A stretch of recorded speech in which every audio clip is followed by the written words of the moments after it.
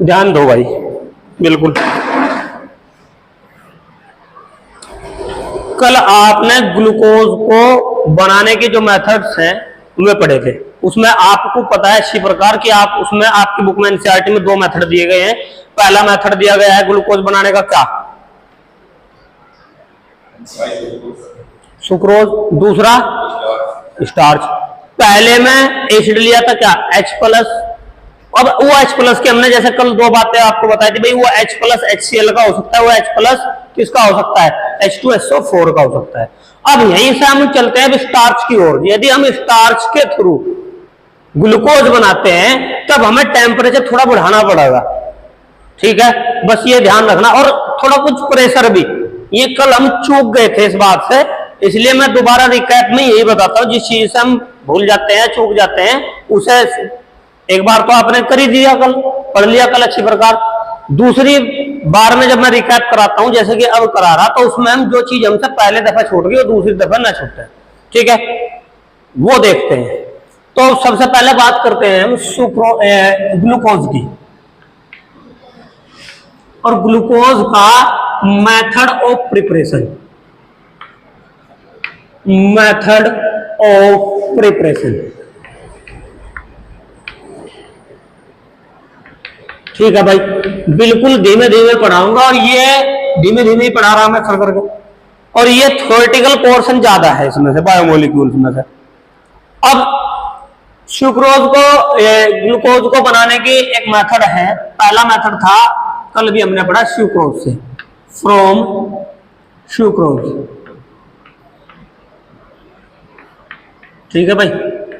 अब कल नहीं, लास्ट टाइम हमने बताया था भाई, जो शुगर नाम होता है ना, शुगर, सभी शुगर एक जैसी नहीं होती, हमने आपको बताया था, समझे।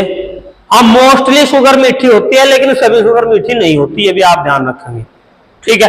अब जैसे शुगर है, शुगर हमने कह दिया, आप नॉर्मली शुगर को चीनी मानते हैं, मीठी है, बढ़िया है भाई। शुगर चाय में कहते हैं, आप फिल्में वगैरह में देखते हैं कि शुगर, आप शुगर कितनी लेंगे, वो गलत है, बात वो पूछने का तरीका नहीं है। वहां बात होनी चाहिए कि सुक्रोज कितना लेंगे, ठीक। तो सुक्रोज वही होती है चीनी, और शुगर में तो सुक्रोज भी आता है, लैक्टोज वगैरह आती है जो मिल्क की शुगर है, और अदर शुगर आती है। तो सुक्रोज शुद्ध मीठे के लिए यूज नहीं करना चाहिए।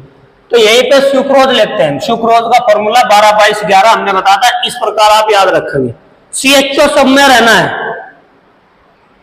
CHO सब में रहना है।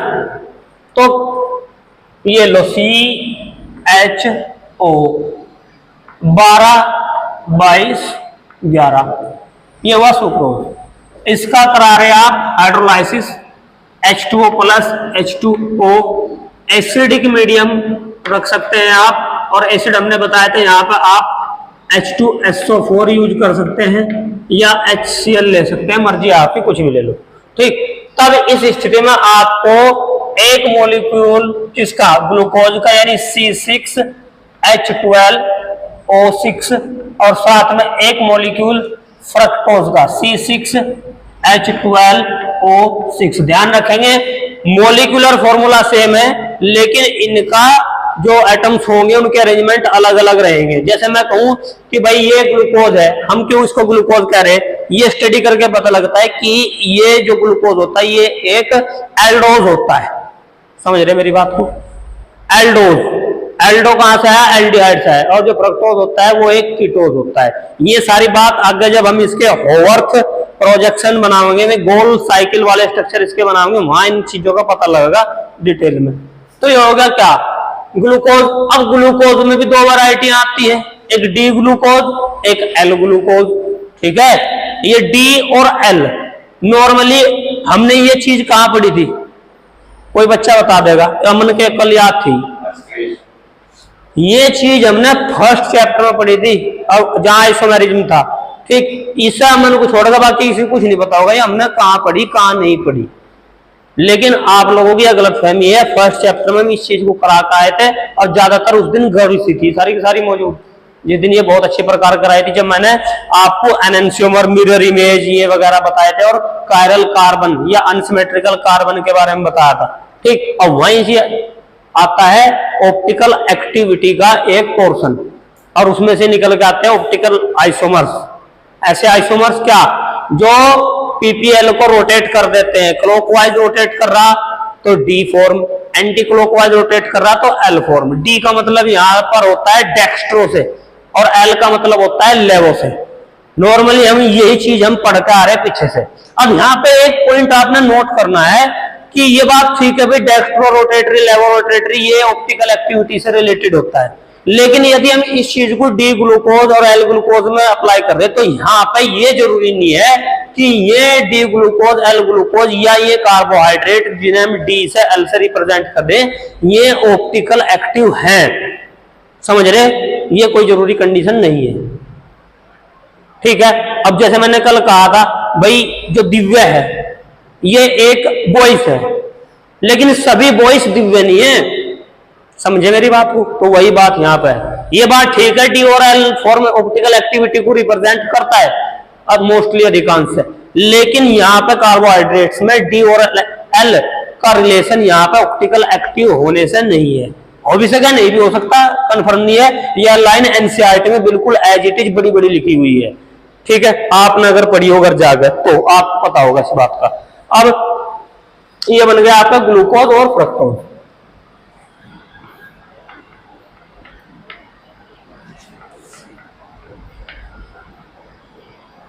ठीक है भाई, अब दूसरा जो मेथड था वो सेकंड मेथड था स्टार्च।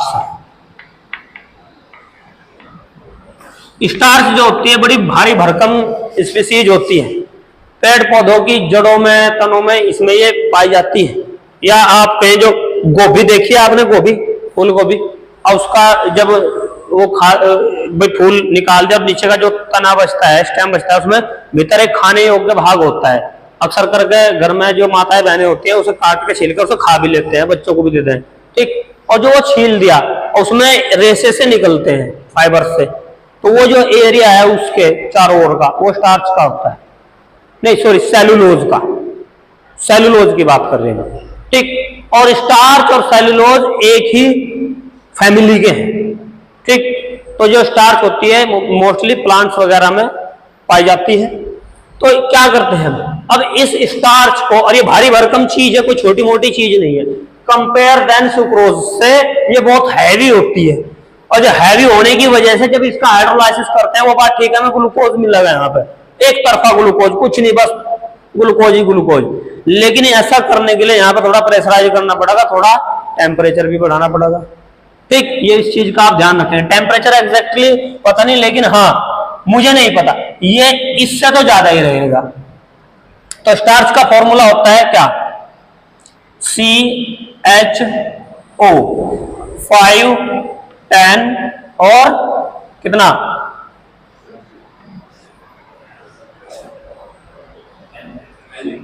यहां पे 6, कंफ्यूजन। ठीक है, बाकी करेक्ट। तो ये हो गए हमारे स्टार्च। एसिडिक मीडियम यहां पर भी चाहिए होगा H+। ठीक है, कुछ टेम्परेचर और कुछ प्रेशर। ठीक, प्रेशराइज करना पड़ेगा 3-4 ATM तक। ठीक है, तब जाकर आपको ग्लूकोज। अब ये H2O के मॉलिक्यूल जितने हमें चाहिए उतने, तो इसलिए यहां पे N लगा लो। स्टार्च जो है एक प्रकार का पॉलीमर है, तो N यहां पे भी रहेगा। समझे? अब ये N की संख्या 2, 10 लाख, 10 लाख कुछ भी हो सकती है, और उसी के कोरोस्पोंडिंग आपको मिलता है ग्लूकोज C6H12O6, और ये भी हो जाएगी इसकी क्वांटिटी इक्वल टू N कुछ भी हो सके। समझे? अब इसके बाद हम करते हैं कुछ टेस्ट। अब ग्लूकोज के स्ट्रक्चर में इधर कोने में बना रहा है, जिसे आप बार बार देखते रहे, आपको दिखते रहे और आपको पता लगता है कि इसमें होता क्या है।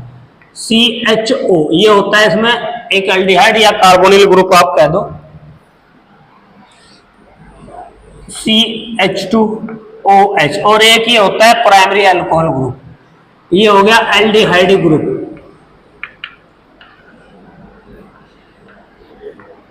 और ये होगी प्राइमरी अल्कोहल, ठीक। और फिर बचे कितने, 1 2 3 4 5 6, ठीक है, 6 कार्बन पूरे। अब इसमें ध्यान रखना है आपने क्या, हाइड्रोजन की पोजीशन का। यदि इस OH को मैं इस साइड लगा दूं तो ये होता है डी ग्लूकोज, ठीक। यदि मैं इसे इधर कर दूं तब ये हो जाएगा L। और इनकी गौर से देखना, इनकी पोजीशन कहां कहां है, ऐसे ही रखनी है आपने। ये है हमारा डी ग्लूकोज, 1 2 3 4 5 6, ठीक है। स्ट्रक्चर को दिमाग में बैठा लेंगे क्योंकि यह स्ट्रक्चर भी फिर आगे बदलेगी। अभी ये प्रोजेक्शन कौन सा है, कौन सा प्रोजेक्शन बता रहा कल, फिशर प्रोजेक्शन।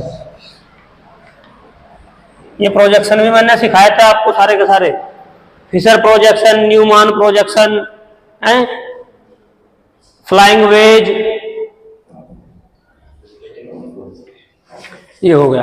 तो चलो कुछ टेस्ट करते हैं। इसकी रिएक्शन हम कराते हैं ग्लूकोज की, खोल दो भाई थोड़ा सा, CHO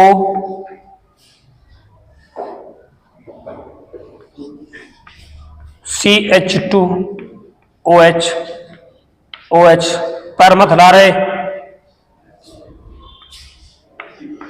4, ठीक।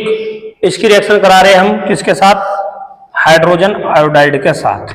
हाइड्रोजन आयोडाइड एक प्रकार से रिड्यूसिंग रिजेंट या एजेंट है, ये इसको रिड्यूस करता है और रिड्यूस करके ये इसको कन्वर्ट कर देता है हेक्सेन में, CH3 CH2 CH2। कल आपने ये किया था, वही कल वाला ही है, 4 1 2 3 4 5 और 1 6, ये हो गई हमारी N हेक्सेन।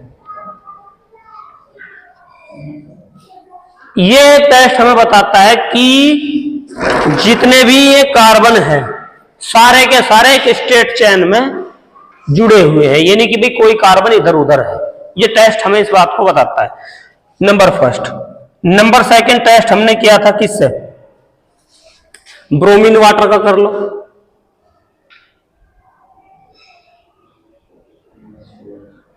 या हाइड्रोक्सिल एमीन और हाइड्रोजन साइनाइड का करो, सीरियल वाइज कर लो।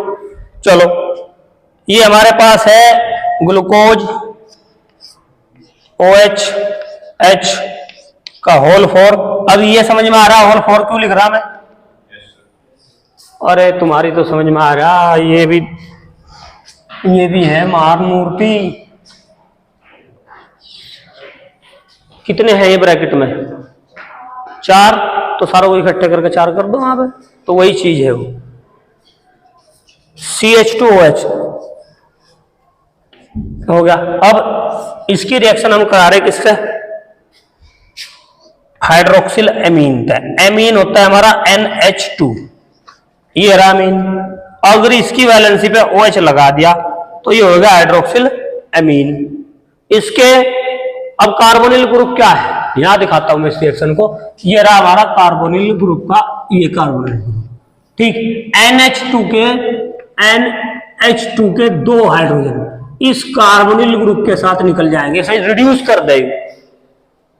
इस कार्बोनिल ग्रुप को रिड्यूस कर दिया किस फॉर्म में, H2O की फॉर्म में। अब बचा क्या यहां से बच गया C डबल बॉन्ड N, और इसके साथ जो भी कुछ लग रहा हो, XYZ कुछ भी हो, वही काम यहां पे हुआ। अब ये H2 इस ऑक्सीजन के साथ निकल गए, ये जो चीज है यह यहां पे लगा दे हाइड्रोजन, खत्म मामला, ठीक। तो यहां से बनता है आपको मिलेगा OH H का होल 4 CH2OH, और ये हो गया भाई C डबल बॉन्ड NOH, ये लो, ठीक। इस चीज को बोलते हैं, यदि कार्बन पर डबल बॉन्ड डिड नाइट्रोजन है और उसके पास हाइड्रोक्सिल ग्रुप है, तो ये एक स्पेशल चीज होती है जिसका नाम होता है ऑक्सिन।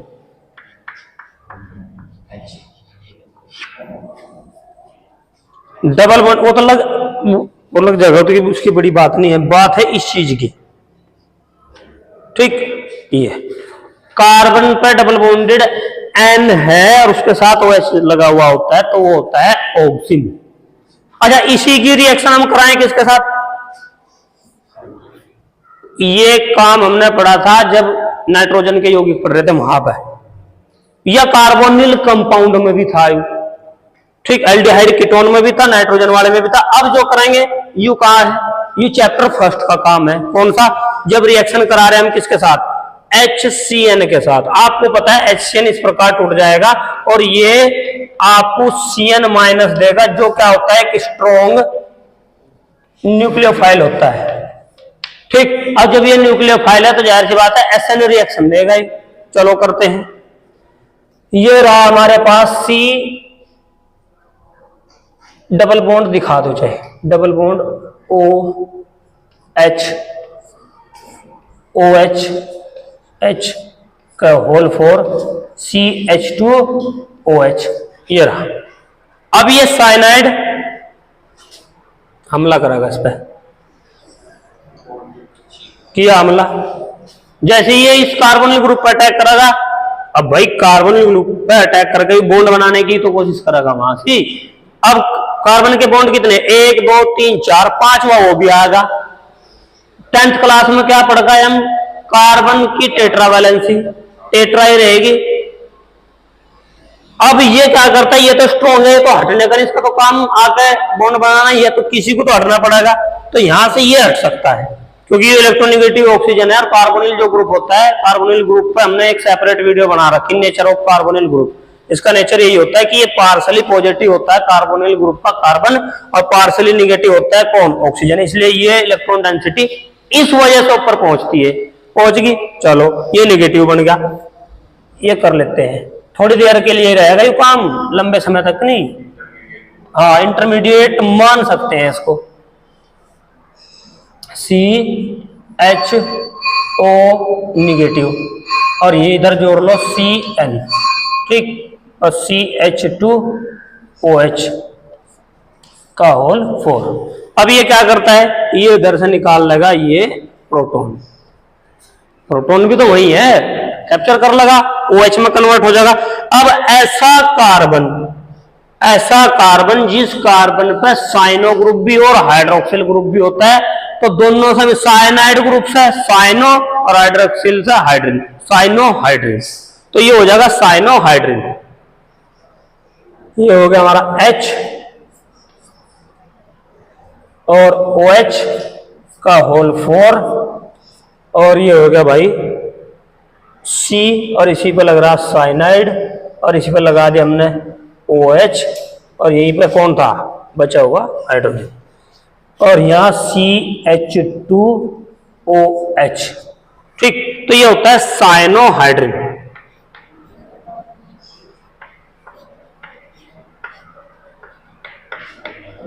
साइनोहाइड्रिन आई समझ में बात? ये होता है साइनोहाइड्रिन। अब आगे चलते हैं। इसके बाद ब्रोमीन वाटर ले लो, छोटी छोटी रिएक्शन कर देता हूं यही पे।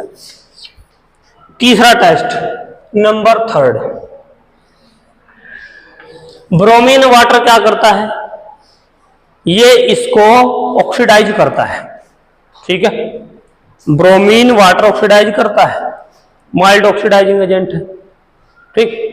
ये एल्डिहाइड को तो ऑक्सीडाइज कर सकता है, कीटोन को नहीं कर सकता। अगर मान ले मैं ये रिएक्शन फ्रक्टोज के साथ कराऊं तो फ्रक्टोज के साथ नहीं होने की रिएक्शन, क्योंकि वहां पे कीटोन है, वो स्ट्रॉन्ग है, ठीक, वो नहीं ऑक्सीडाइज हो पाने का। लेकिन हाँ, एल्डिहाइड ऑक्सीडाइज हो जाएगा।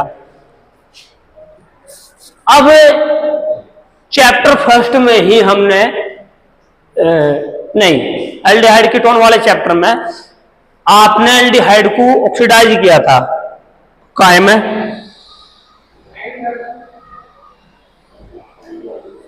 एसिड वगैरह में। तो एक सुटेबल रिजेंट वहां पर आया था PCC, पता नहीं बुक में था या नहीं था, हमने लिखवाया नहीं लिखवाया, पीसीसी कल हम इसको ढूंढ रहे थे तब नहीं मिला था ये, फिर याद आया मेरे, पीसीसी था वो। ठीक है, जो इसे एसिड में कन्वर्ट करता था, ठीक उसी का भाई होता है ब्रोमीन वाटर। पीसीसी भी माइल्ड में ही आता है। तो ब्रोमीन वाटर इसको करता है ऑक्सीडाइज। नहीं,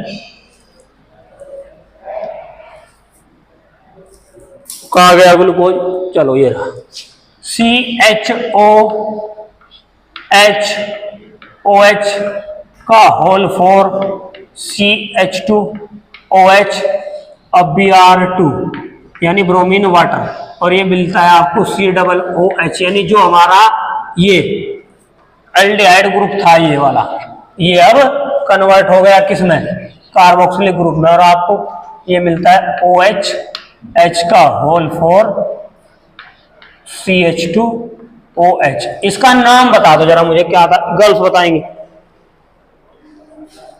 कल हुआ था ये काम सारा, इसका एक नाम था। यह स्थिति है बेटे तुम्हारी, ग्लूकोनिक एसिड है।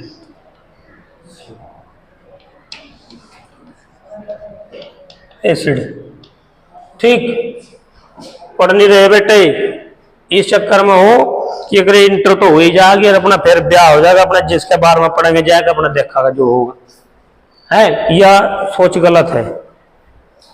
ठीक है भाई, इसे बेटे इरेज करो जरा।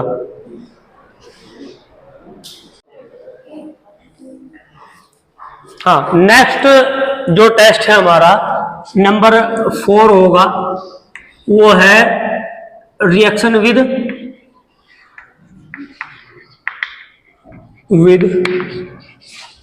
HNO3। नाइट्रिक एसिड के साथ रिएक्शन करा रहे ग्लूकोज की। नाइट्रिक एसिड क्या है? एक स्ट्रॉन्ग ऑक्सीडाइजिंग एजेंट होता है। नाइट्रिक एसिड एक स्ट्रॉन्ग ऑक्सीडाइजिंग एजेंट होता है, और ये ग्लूकोज को कायम है सैकेरिक एसिड में। ठीक, सबसे पहले हम लेते हैं ग्लूकोज, या इससे हल्का ले लेते हैं हम, क्या, ग्लूकोनिक एसिड ले लो। ये लिया हमने ग्लूकोनिक एसिड, COOH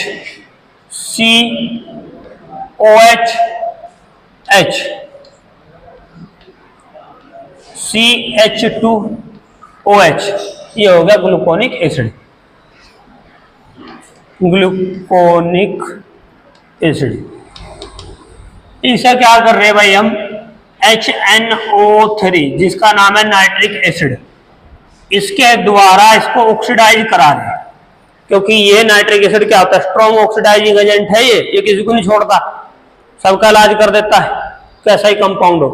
तो ये इसको कन्वर्ट कर देता है ग्लूकोनिक एसिड को सैकेरिक एसिड में, और सैकेरिक एसिड ये होता है COOH और COOH, यानी जो प्राइमरी ग्रुप था, प्राइमरी एल्कोहलिक ग्रुप था 1 डिग्री जो था, उसको ये कन्वर्ट कर देता है कार्बोक्सिलिक ग्रुप में। गौर से देखो, और यही होता है हमारा क्या, सैकेरिक एसिड।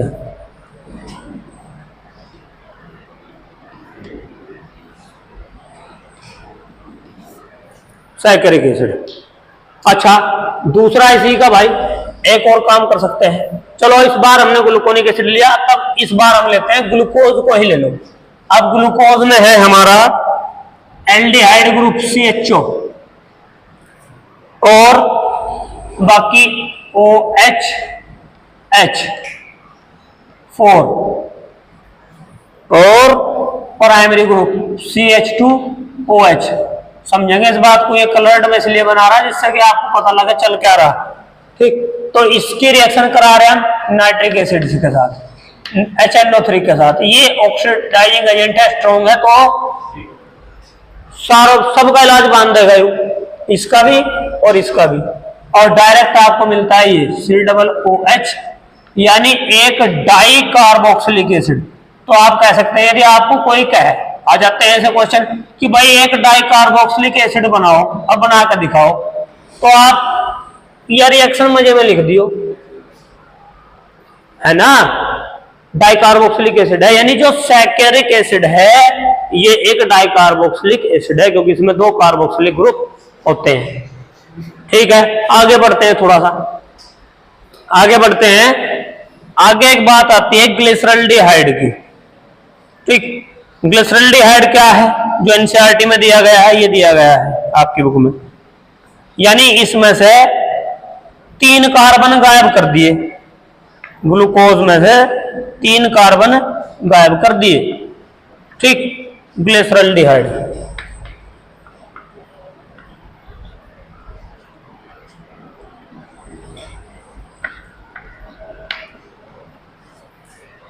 ठीक, ग्लिसरॉल्डिहाइड। अब इसमें आप गौर से देख रहे होंगे, जो ये कार्बन है यहां पे, ये अनसिमेट्रिकल है,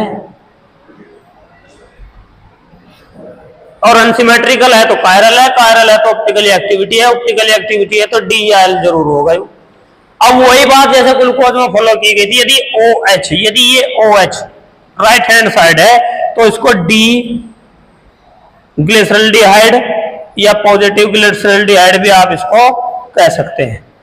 ठीक, ग्लिसरॉल्डिहाइड क्या होते हैं, ग्लिसरॉल्डिहाइड एक प्रकार के मोनोसैकेराइड होते हैं, और सबसे छोटे गरीब, इससे छोटा तो नहीं और हो सकता, सबसे छोटा मोनोसैकेराइड ग्लिसरॉल्डिहाइड है, बिल्कुल गरीब, इससे छोटा और संभव नहीं है। और ये ट्राईओज होते हैं, जैसे ग्लूकोज, ओज पर फोकस करो। ठीक, ग्लूकोज एक हेक्सोज होता है, यानी इसमें 6 कार्बन, 6 के लिए हेक्सा, इसमें 3 कार्बन है, एक और एक यू यहां 2 और एक यू 3, तो इसे हम कहेंगे ट्राईओज। तो जो ग्लिसरॉल्डिहाइड होते हैं उसको हम ट्राईओज भी बोल सकते हैं।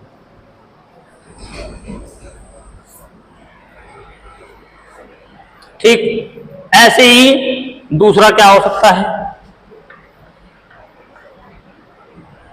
CHO।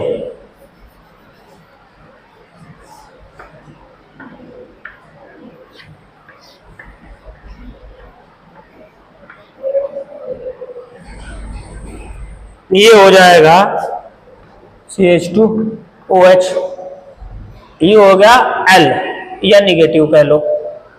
ठीक, ग्लिसरॉल्डिहाइड। ठीक है, अब ये मैंने ग्लूकोज यहां पर बनाया था डी ग्लूकोज, अब मैं बनाता हूं एल ग्लूकोज की स्ट्रक्चर। डी का वहां बनाया था मैंने, आपने नोट किया होगा, बुक में भी है, देख लेना। एल में क्या होगा, सेम सिचुएशन ऐसे ही रहेगी, 1 2 3 4 CH2OH CHO। बस अंतर किसका रहेगा, इस वाले कार्बन पे लगे हुए OH का, वो यहां पे हो जाएगा OH-H। ठीक, OH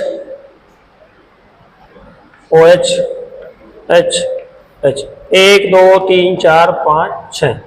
ठीक है भाई,